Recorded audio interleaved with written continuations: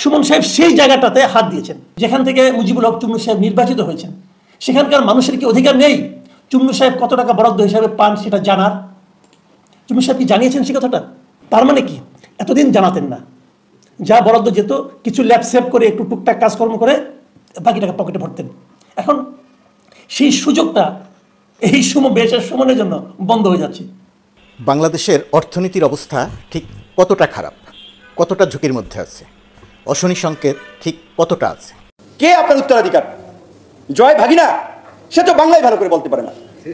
পুতুলের কথা বলছেন, শুনছি অনেকে বলছে যে পুতুলকে পরবর্তী উত্তরসূরি তৈরি করার জন্য ইন্ডিয়াও হেল্প করতেছে, যেই কারণে বিশ্ব স্বাস্থ্য সংস্থার রিজিওনাল কান্ট্রি ডিরেক্টর বা আঞ্চলিক আপনার কর্মকর্তা নির্বাচনের ক্ষেত্রে ভারত খুব সহযোগিতা করেছে, যার অফিস ভারতে, যাতে তাকে নার্সিং করতে পারে ভারত এখন থেকে। সেটা কি সম্ভব? দর্শক আসসালামু আলাইকুম, আজকের গুরুত্বপূর্ণ সংবাদে আপনাকে স্বাগত। প্রিয় দর্শক, আজকের নিউজের প্রথম যে ভিডিওটি দেখবেন সেটি হলো, প্রিয় দর্শক, বর্তমানে বাংলাদেশের অর্থনৈতিক যে অবস্থা চলছে তা খুবই খারাপ। সুদূর ভবিষ্যতে বাংলাদেশ যে শ্রীলঙ্কার পর্যায়ে চলে যাচ্ছে তা বলার অপেক্ষা রাখে না। প্রিয় দর্শক, এ কথাটি কিন্তু দীর্ঘদিন ধরে রাজনৈতিক বিশ্লেষকগণ বলে আসছিল, কিন্তু হঠাৎই মাননীয় প্রধানমন্ত্রী এই কথাকে স্বীকার করে বসলেন। তো প্রিয় দর্শক, তিনি কি বলেছেন তা আজকের নিউজটি সম্পূর্ণ দেখলেই জানতে পারবেন। প্রিয় দর্শক, সেই সাথে আরও একটি গুরুত্বপূর্ণ ভিডিও দেখবেন, সেটি হলো কিছুদিন আগে কিন্তু মাননীয় প্রধানমন্ত্রী বলেছেন, আমাকে উৎখাত করুক ঠিক আছে, কিন্তু ক্ষমতায় আসবে কে?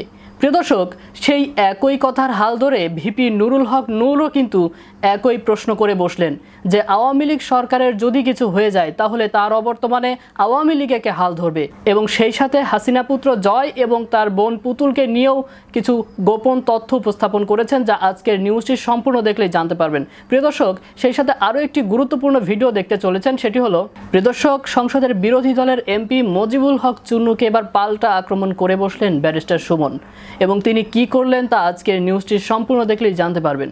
তো আর দেরি করবো না, চলুন দেখে আসি আজকের কাঙ্ক্ষিত ভিডিওগুলো।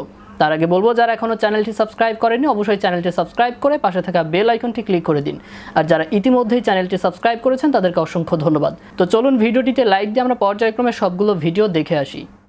কে আপনার উত্তরাধিকার? জয় ভাগিনা, সে তো বাংলায় ভালো করে বলতে পারে না। পুতুলের কথা বলছেন, শুনছি অনেকে বলছে যে পুতুলকে পরবর্তী উত্তরসূরি তৈরি করার জন্য ইন্ডিয়াও হেল্প করতেছে, যেই কারণে বিশ্ব স্বাস্থ্য সংস্থার রিজিওনাল কান্ট্রি ডিরেক্টর বা আঞ্চলিক আপনার কর্মকর্তা নির্বাচনের ক্ষেত্রে ভারত খুব সহযোগিতা করেছে, যার অফিস ভারতে, যাতে তাকে নার্সিং করতে পারে ভারত এখন থেকে। সেটা কি সম্ভব? আপনার দলের দিকে আপনি তাকিয়ে দেখেছেন? আপনার মৃত্যুর পরে আপনার দলকে চালাবে? আপনার দল কি বঙ্গবন্ধু মারা যাওয়ার পরে যেভাবে 5 ভাগে ভাগ হয়েছিল, মিজানুর রহমানের নেতৃত্বে এক দল, কামাল হোসেনের নেতৃত্বে এক খণ্ড, অমুকের নেতৃত্বে এক খণ্ড, আপনার মৃত্যুর পরে আপনার অনুপস্থিতি আপনার দল কয় খণ্ড হবে একবার তাকিয়ে দেখেছেন? জাতীয় চার নেতার পুত্র সোহেল তাজ ছিলেন, নেতৃত্ব দেওয়ার মতো কেপাবল লোক, আগে আউট। কারণ আওয়ামী লীগ তো কার্যত এখন আর গণমানুষের দল নাই।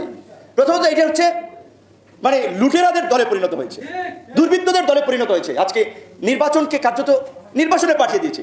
139টা উপজেলায় নির্বাচন হয়েছে, তারা মুখে বলছে 15 থেকে 20% ভোট পড়ছে, কার্যত ভোট 10%-এর বেশি পড়ে নাই। জাতীয় নির্বাচনেই যেখানে 5 থেকে 7%-এর বেশি ভোট পড়ে নেই, উপজেলা নির্বাচনে কে যাবে? তো নির্বাচন কমিশনারদেরকেও আমরা বলতে চাই, এই নির্বাচনী কর্মকাণ্ডের নামে তামাশার সাথে যারা জড়িত আছেন তাদেরকে বলতে চাই, অনতি বিলম্বে জনগণের পয়সা খরচ করে এই তামাশা বন্ধ করেন।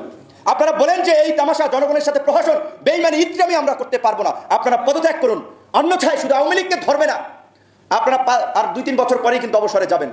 জনগণ কিন্তু রাস্তাঘাটে ক্ষমা করবে না, কারণ আপনারা জনগণের সাথে তামাশা করছেন, মস্করা করছেন, ইত্রামি করছেন, এবং আওয়ামী লীগের এই অপকর্মের সহযোগী হচ্ছেন। কাজী 1 by 1 কিন্তু সাইজ আপনারা হবেন।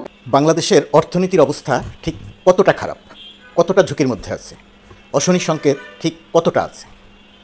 এই প্রশ্নটি আলোচনা হচ্ছে অনেক দিন ধরেই, কিন্তু এখন এসে সেটা খুব বড়োভাবে একটা শঙ্কা তৈরি করছে, কারণ ক্ষমতাসীনদের পক্ষ থেকে একটি কথা বলা হচ্ছে যে মধ্যপ্রাচ্য সংকটের কারণে দেশের অর্থনীতিতে বিরূপ প্রভাব পড়তে পারে। সাধারণত আমরা ক্ষমতাসীনরা অর্থনীতির কোনো রকম কোনো খারাপ, কোনো রকম কোনো বিপদ সংকেত বা এরকম কোনো কিছু আমরা শুনতে চাই না। আমরা শুধু বলতে চাই আমরা খুব ভালো আছি, বাংলাদেশের অর্থনীতি সিঙ্গাপুরের চেয়ে শক্তিশালী, বাংলাদেশের অর্থনীতি কানাডার চেয়ে শক্তিশালী, এই কথাগুলো আমরা বলতে চাই, বলতে ভালো শোনায়, শুনতে ভালো শোনায়। তো এখন এসে হঠাৎ করে যখন বলা হয় যে মধ্যপ্রাচ্য সংকটের কারণে অর্থনীতি বিপদে পড়তে পারে, তখন খুব বড় রকমের কিছু প্রশ্ন তৈরি হয়। এর আগে পর্যন্ত আমরা রাশিয়া ইউক্রেন যুদ্ধের কারণে এক ধরনের কথা শুনেছি, আর এখন শুনছি মধ্যপ্রাচ্যের কথা। তো যাই হোক, তো এখন এই রকম একটা অবস্থার মধ্যে আমরা আজকে দেখলাম একবারে ডলারের সঙ্গে টাকার মান 7 টাকা কমানো হলো। ছিল 110 টাকা, সেটা হয়ে গেল 117 টাকা। বাজারে এমনিতেই জিনিসপত্রের দাম ভয়াবহ অবস্থায় আছে, শুধুমাত্র ক্ষমতাসীনদের বক্তৃতা ছাড়া আর সব জায়গাতেই জিনিসপত্রের দাম বেশি এবং আকাশ ছোঁয়া। মানুষের ক্রয় ক্ষমতা বাড়েনি, মানুষের আয় বাড়েনি, কিন্তু জিনিসপত্রের দাম বেড়েছে। তো এখন যেটা বলা হচ্ছে এটা আরও বাড়তে পারে এবং IMF-এর কাছ থেকে 1.15 বিলিয়ন ডলার ঋণের তৃতীয় কিস্তি ছাড় করার জন্য IMF যে শর্তগুলো দিয়েছে, সবসময়ই শর্ত দেয়। IMF শর্ত ছাড়া কোনো ঋণ দেয় না, বাংলাদেশকেও শর্ত ছাড়া ঋণ দিচ্ছে না। IMF ঋণের শর্ত দিবে, সেই শর্ত অনুযায়ী বাংলাদেশকে বহু কিছু করতে হবে। তেলের দাম বাড়াতে হবে, বিদ্যুতের দাম বাড়াতে হবে, মানুষের ভর্তুকি যে সমস্ত জায়গাতে দেওয়া হয় সেগুলো কমাতে হবে, টাকার সঙ্গে ডলারের মান সমন্বয় করতে হবে বা ডলারের দাম বাড়াতে হবে, টাকার মান কমাতে হবে, ইত্যাদি ইত্যাদি শর্ত সবসময়ই দেয়। এবারও যে দিয়েছে তার প্রমাণ হচ্ছে তড়িঘড়ি করে অনেকগুলো কাজ সরকারকে করতে হচ্ছে। এই যে করতে হলো, এর একটা প্রভাব বাজারে পড়বে, এর একটা প্রভাব সাধারণ মানুষের মধ্যে পড়বে। অর্থনীতি মানুষ বুঝে কি বোঝে না, বোঝার দরকার আছে কি দরকার নাই, সেটা খুব গুরুত্বপূর্ণ আলোচনা নয়। মানুষের জন্য গুরুত্বপূর্ণ যে আলোচনাটি, জিনিসপত্রের দাম কমলো না বাড়লো, স্বাভাবিকভাবে জিনিসপত্রের দাম বাড়বে। আর এর বাইরে এই যে আমরা IMF-এর থেকে 1.15 বিলিয়ন ডলার ঋণ নিলাম, এই ঋণটি বাংলাদেশের জন্য খুব জরুরি ছিল না যদি না ব্যাংকগুলো লুটপাট করে টাকাগুলো কিছু সংখ্যক মানুষ নিয়ে যেতে পারত।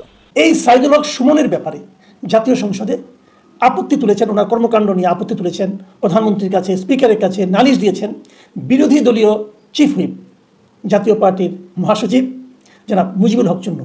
সরকার আমাকে কি দেবে দেওয়ার জন্য, সাধারণ মানুষকে দেওয়ার জন্য, সাধারণ মানুষের উন্নয়নের জন্য সরকার কি বরাদ্দ আমাকে দেবে, এটা আমি জনগণের কাছে পরিষ্কার বলে দেব। আমি স্বচ্ছ থাকতে চাই। ব্যারিস্টার সুমনের এই কথা কিন্তু আমি লজিক্যাল মনে করি এবং আমি মনে করি উনি একটা কথা বলেছেন যে এমপিগিরি তো আমার জন্য কোনো পেশা না, আমি ব্যারিস্টার, আমি আইন ব্যবসা করি, এটা আমার পেশা। এমপিটা উনি জনসভার জন্য উনি করছেন। এমপি চাকরি করে তো এমপি হয়ে তো ওনাকে সংসার চালানো হবে এটা উনি মনে করেন না, এখান থেকে লুটপাট করতে হবে এটা উনি মনে করেন না। কিন্তু আপনি ভাবেন তো একবার, আপনি বুকে হাত দিয়ে ভাবেন। প্রিয় দর্শক, আমি আপনাদেরকে বলছি, আপনার আগে যিনি এমপি তাদের কি হয়, আমরা কি দেখি?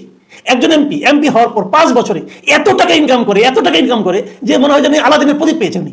ওনার পরবর্তী 2-3 বংশ আর কিছু করতে হয় না, এমপি নাতি হলেও তা চলে। তো সেই জায়গাটাকে আমরা কি চলতে দেব না। সুমন সাহেব সেই জায়গাটাতে হাত দিয়েছেন। একজন এমপি এমনই তো হওয়া উচিত, সব বলে যেতে হবে আমাকে সরকার উন্নয়নের জন্য, রাস্তাঘাট বানানোর জন্য 25 কোটি টাকা দিয়েছে।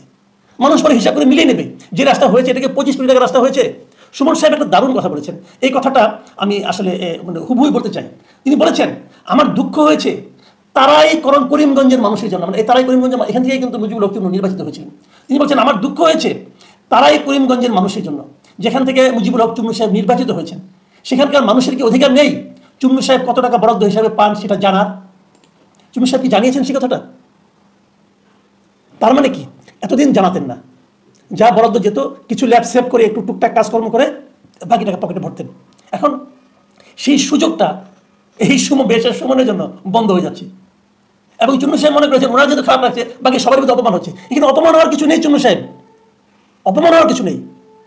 ডক্টর বেশের সুমন আপনাদেরকে মানুষকে বলে দিয়েছে যে আপনারা যে টাকাটা মানুষকে দান খরচ করেন এটা আপনি আপনার পকেটে টাকা দিচ্ছেন না, সরকারের টাকা আপনার নাম ধরে দিচ্ছেন, এটা করেন না।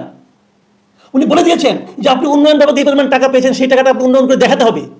এতে দুঃখিত হওয়ার কি আছে? আপনাকে ফেসবুক করে যারা জিজ্ঞাসা করেছে তারা জিজ্ঞাসা করবেই। এই জিজ্ঞাসা করাটার অর্থ হচ্ছে যে মানুষ সচেতন হচ্ছে। বরং ব্যারিস্টার সুমনকে আমরা ধন্যবাদ দিতে পারি যে উনি মানুষকে সচেতন করছেন। আমরা মনে করি, দেখুন আমাদের নির্বাচন নিয়ে অনেক প্রশ্ন আছে, এই নির্বাচন কেমন হয়েছে কেমন হয়নি এটা নিয়ে অনেক প্রশ্ন আছে, এই সরকার বৈধ না অবৈধ এটা নিয়ে অনেক কথা বলেন, কিন্তু তার চেয়েও বড় কথা হচ্ছে একটা সরকার তো হয়ে গেছে, একটা সংসদ তো হয়ে গেছে এবং যতটুকু যে উন্নয়ন হবে এদের মাধ্যমেই হবে, এবং সেই উন্নয়নের জন্য কত টাকা বরাদ্দ হবে এই সরকারের মাধ্যমে, ওটা কিন্তু সরকারের টাকা না, জনগণের টাকাটাই বরাদ্দ পাচ্ছি আমরা। তো সেই বিষয়টা জনগণের জানার অধিকার থাকবে এবং এই প্রশ্নটা কিন্তু আমরা করবো। এবং ব্যারিস্টার সুমন যেটা শুরু করেছেন আমি মনে করি এটা অত্যন্ত ভালো কাজ করেছেন, জনগণকে সচেতন করার চেষ্টা করছেন। প্রিয় দর্শক, আমি আশা করছি আজকের ভিডিওগুলো আপনি খুব মনোযোগ দিয়ে দেখেছেন। আর এই ভিডিও সম্পর্কিত যদি কোনো তথ্য বা মতামত থাকে তাহলে অবশ্যই কমেন্ট করে জানাবেন। আজকের মতো নিউজটি ছিল এটুকুই, ফিরছে আগামী ভিডিওতে নতুন কোনো টপিক নিয়ে। আল্লাহ হাফেজ।